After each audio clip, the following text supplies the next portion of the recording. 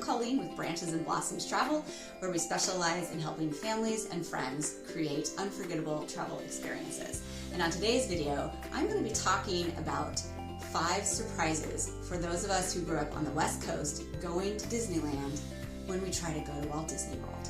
So these are 2 different parks, 2 very different experiences. And if you are a West Coaster like I am, you might have a special fondness for this original park. This park where Walt Disney walked the path, where he spent the night in his apartment over the fire station and really was hands-on with developing the magic that is Disneyland. And there are some things that we don't even realize that we take advantage of when you go to Disneyland that are not really the case when you make it over to Disney World. So the first thing I'm going to talk about is size. People that come from Walt Disney World and walk down Main Street at Disneyland, I have heard them disparage our lovely Sleeping Beauty castle because it is not the grand scale as the Cinderella castle at Walt Disney World, but it is a lovely little castle, but it is smaller. And as a matter of fact, the entire campus of the Disneyland Resort is smaller. They have only 3 hotels that are on property. If you go to Disney World, you're going to find very luxurious, high-end luxury properties down to a campground where people can actually go and camp on property of Disney World. They can go to a more budget-friendly hotel and everything in between. And that actually gets you onto the property at Disney World. And that's really important if you're in Disney World, to be staying on property. Because the first time I went to Disney World, I went with friends and did not realize quite how big this park is. And when the hotel that we chose to stay at advertised, you're only 15 minutes from the park, I thought, oh, fantastic, that'll be simple. Well, that's 15 minutes to the park entrance. And once you hit the entrance of Walt Disney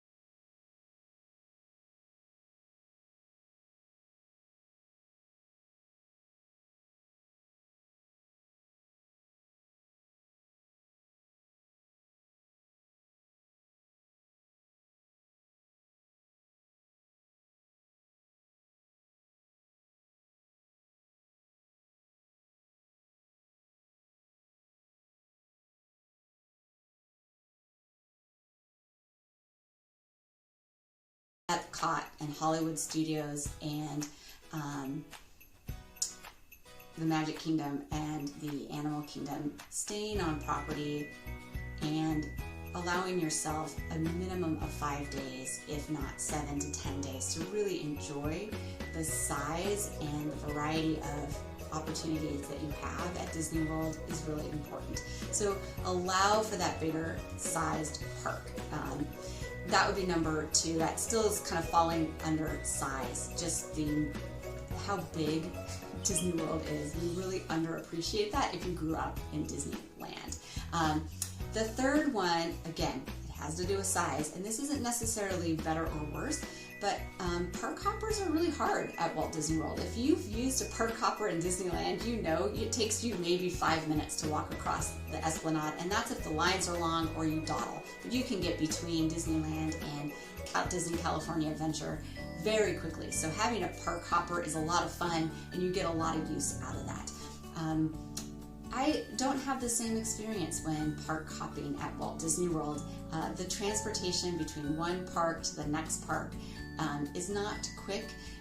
I'm sure there are recommendations for this, and I'm going to make another video about that. But if you're thinking, as you do when you are a California West Coast kid, that it's going to be very easy to park hop back and forth, you just have to plan your day much more strategically and know that you have to plan in that transportation time and not necessarily ping pong between your parks. You're probably going to spend a morning in one park and the afternoon or evening in the second park. So that would be, I guess that's tip number 3, to kind of be aware of park hopping and how quickly you can go back and forth at Disneyland compared to the investment of time when you're doing Walt Disney World. Okay, I'll be honest, I have lost track, so I may be on to tip number 4, but I may be giving you tip number 3. But the next tip is going to have to do with your dining reservations and eating at the parks. So people who love Disneyland are not going to be a fan of this next tip. The Disneyland food is not as good as what you can get at Disney World. There's a lot more variety. You have a lot more options at Disney World. There's practically any type of food you can dream of that you can get. It's not the case at Disneyland, and there's going to be a lot of options for you to eat off campus that may be just as good. So even just getting off the downtown Disney Strip and getting into the neighborhoods in Anaheim, you may find something that you enjoy a little bit more. So you may not find that you need to be reserving as much of your foods when you're at Disneyland. And when you get to Walt Disney World, you're really going to want to take advantage of their many different eating options, and those are both in the park and outside of the park. So there's lots of options there. You can make reservations early. If you're staying on the Walt Disneyland property, you can actually make your reservations earlier than you can if you are staying off property at Walt Disney World based on your ticket dates. That's not the case with Disneyland. If you want to get food at Disneyland or at Disney California Adventure and you want to schedule that, you actually simply need to go on 60 days ahead of time. You don't even necessarily have to have your park ticket yet. You can go onto their app and sign in and get your reservation for a restaurant in Disneyland or a restaurant in Disney California Adventure. 60 days, and it's 60 days for everyone, whether or not you're staying on property or off property. So that's another little tidbit about Disneyland versus Walt Disney World. Again, it's a different experience. We're talking about very different parks, even though they're both in the United States. So tip number 4 or 5, depending on how you count, which apparently I don't count very well, is going to be about the reservations. At Disneyland, as of this recording, which is in the end of 2024, you still need to have a reservation to go into the park at Disneyland. So if you are going down and you're going to be there for 3 days, you need to schedule which park you are going to be starting at each morning, whether it's Disneyland or Disney's California Adventure. And then if you have a park hopper, you can switch at 11 a.m. That is their current system. At Walt Disney World, you don't actually need to have any park reservations. You can choose where you're going to go based on how you're feeling that day and what type of park tickets you purchased for your Walt Disney World adventure. So again, like a little bit different system. Don't expect them to be the same. When you go to Walt Disney World, they are using magic bands throughout the kingdom. You're going to use it as you get in. You're going to use it for your Lightning Lane multi-pass or your Lightning Lane single pass. Whereas if you are in Disneyland, they are still not really using those magic bands, and you do have to purchase the advanced magic bands in order for them to to be used. I know that they are getting it set up and it is coming, but it's not there yet. So that might be tip 5 or 6 at this point, because I've just decided to start talking without much of an agenda. Just wanting to make sure that there were some tips covered if you are a California, West Coast Disneyland kid and going to Walt Disney World for the first time.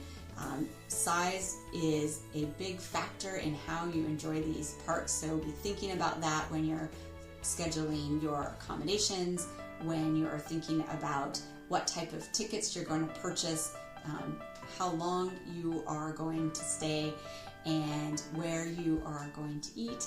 And I hope that that gives you some perspective on the Disneyland versus Walt Disney World experiences. They are both lovely, but very different. So if this particular video resonated with you, give it a like. If you want to have more tips and tricks for travel, be sure to subscribe. And if you want to dive into planning a trip that's coming up, you can visit my website or schedule a free consultation call. Those links will be available in the show notes. Hope to see you on the next one.